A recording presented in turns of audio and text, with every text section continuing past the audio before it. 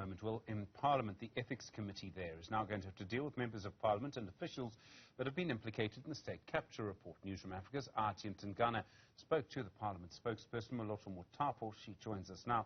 Athi, good afternoon to you. How's this going to work?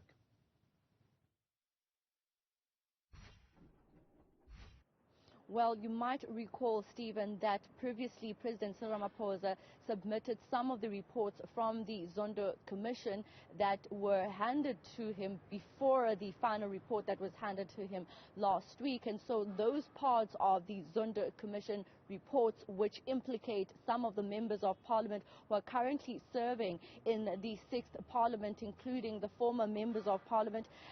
Some of those who are still serving, of course, have now been referred to the Ethics Committee, where that particular portfolio committee will be dealing with that matter. But this final report deals particularly with the constitutional role of Parliament. And so the parliamentary processes that will now unfold before anything happens, Parliament says they'll have to first seek legal opinion on how to process this particular final part of the Zondo Commission, because it deals with the lack of oversight by Parliament when it comes to state capture. Let's listen to what Moloto Mutapo, the spokesperson of Parliament, had to say. So the President had already submitted part 2 and 3, which mentioned certain members of Parliament that are still serving as we are currently speaking, and the presiding officers have acted swiftly on the basis of a legal opinion that we have since received to refer those names to the Ethics Committee of Parliament. And so those names are currently, the Ethics Committee is currently dealing with those members of Parliament. So the President once again submitted on Friday the part 5 as well as part 6 and part volume 1 as well as 2 of part 5 as well as volume 2 of part 6.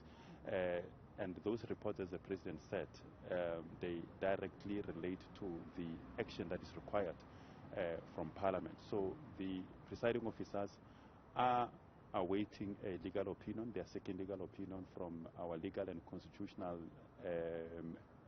division, which is currently looking into the reports and will provide a legal opinion to the presiding officers on what will be the correct way of dealing. Indeed, as you correctly say, if there are certain members of Parliament that are mentioned that require the decision or action of Parliament, that will be swiftly done, as well as other matters that will be required from Parliament. Well, I can tell you already, Stephen, that there is a lot of pressure coming from opposition benches in Parliament, particularly the Democratic Alliance on Parliament, to act on the report that was issued by the Zondo Commission, where it pertains to Parliament and it failing to play its constitutional role. However, they are saying that in as much as the President is going to be working on the implementation plan of the recommendations, which he'll present in 4 months' time, in the interim, Parliament has to obviously make sure that it processes the Zondo Commission where it has been mentioned. Athi Mtongana for that live update. Thank you very much indeed, live from Parliament this afternoon. Well.